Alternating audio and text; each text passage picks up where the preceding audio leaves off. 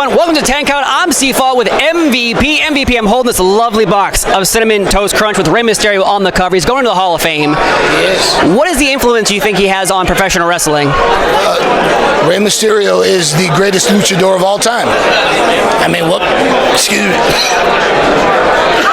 He's okay, folks. Yeah, what more can you say? I mean, his influence on professional wrestling. When you go to Mexico, every gift shop, every kiosk, every store, his wrestling mask is there. It's the most counterfeited wrestling mask on the planet. Oh no! So, I mean, he is one of the most recognized superstars in the world, and he brought lucha to the masses. And I mean, his handle is 619 I am lucha, and you can't dispute it. Who is a greater, more famous luchador than Rey Mysterio?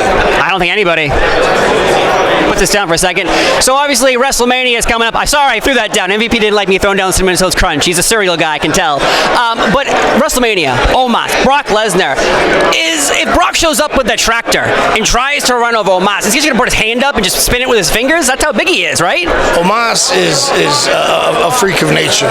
7'3", 410 pounds, and it's impressive when I watch him train, the things that he's able to do, and the things that he just takes for granted. Like we think, this thing's heavy, I need a couple guys to move it. And Omos just, let me move this out of the way.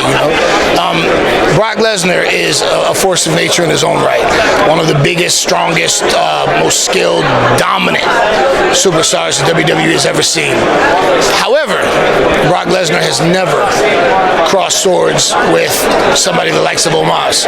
Omos is bigger and stronger and more athletic than any giant that's ever preceded him in this company. Brock Lesnar has never had to face anybody like Omos, and in Brock Lesnar's career, we've never ever seen him reverse until he faced off with Omos, and now we've seen him back down twice. And Undertaker recently on a podcast said that Omos, he sees a lot of Andre the Giant in him. He sees so much potential in Omos, and that's going to be a tip of the hat, because Undertaker doesn't just say good things about you out in the open for no reason. And Undertaker has taken a personal interest in the development of Omos as well. So, to the people who want to be detractors to Omos, AJ Styles took Omos under his wing. AJ Styles is first ballot Hall of Famer. A legendary, iconic figure like The Undertaker has taken an interest in Omos. Myself, you don't have people of that caliber taking interest in somebody if they're not special. And Omos has only been doing this for a few years now. He's only 30 years old.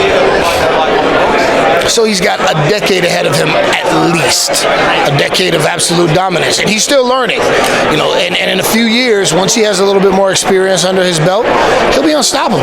It's true. And I know everyone always asks you about the Hurt Business, and we were all so sad when it ended abruptly, it felt like. Heading into WrestleMania after the pandemic, we had fans, and the Hurt Business kind of fell apart before we got there. What was the plan, and are there other plans to bring back the Hurt Business? Because I keep seeing backstage interviews, and I see you and Shelton and Cedric talking. I'll say this. I think and I've been saying this all morning, it's an absolute travesty that a two-time WWE champion, an athletic specimen the likes of Bobby Lashley, does not have a match at WrestleMania. It's inexcusable that Bobby Lashley doesn't have a match at WrestleMania. However, you know who does have a match at WrestleMania? Omos. And I've said this before, I'll say it again. Before Bobby Lashley and I united, his career was floundering. Then with me, he became a two-time WWE champion. And then he decided he didn't need me anymore. He got the big head, he kicked me to the curb, and somehow I was made the asshole in this whole situation. But Bobby left me, I didn't leave Bobby. So I've made several overtures to Bobby. Shelton and Cedric have come back on board, and I have...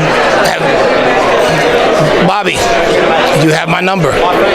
Let's do business. Hurt Business style. Now, obviously, heading into that pandemic WrestleMania, audiences were allowed back in the building. Bobby was the first match, but it poured out before it even happened, and that WrestleMania felt like it might not happen. What were the feelings backstage with you and Bobby heading into this? Because obviously there's feelings at the same time going into this going, is this going to happen?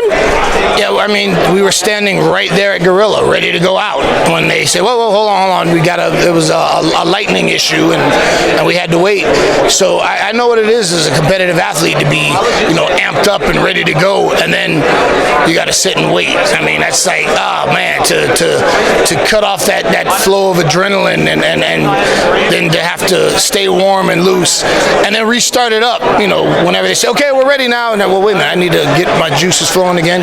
So it's difficult. It was difficult, but Bobby was at that time so focused and so he had a laser-like focus, and his intensity was unmatched. So I had no worries. Okay, because I know getting to that was a little scary because you saw Samoa Joe, Michael Cole in ponchos, and it was looking bad heading into that WrestleMania. But one final question: with Rey Mysterio going to the Hall of Fame, who do you want to go in next year? Is there someone in your brain that you think deserves it now? I don't worry about that.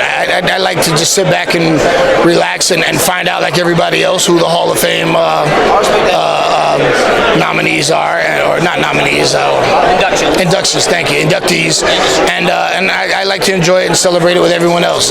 It's not up to me to decide who deserves it and who does it. I let the people who make those selections, and I cheer and enjoy them, and I know that eventually all of those who are deserving will find their way. Actually, one final question. I saw on an airplane that someone sat next to you with their shoes off and their socks were just hanging out. Hopefully on the way home, that doesn't happen to you again, because I saw a hurricane involved with the situation on Twitter as well.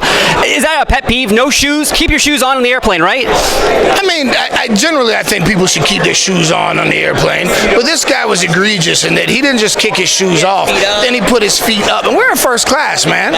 And you have no class. And it was very unfortunate that I had a glass of orange juice that I set on my armrest and accidentally spilled it onto him. And it was very unfortunate that happened. But I mean, it was also unfortunate that he had his feet up. So I felt like maybe it was instant karma kind of thing. Yeah. Well, thank you so much, MVP. And Omos taking down Brock Lesnar at WrestleMania. Always a pleasure. And you always look dapper, as always, sir. Thank you very much. Thank you. I appreciate it.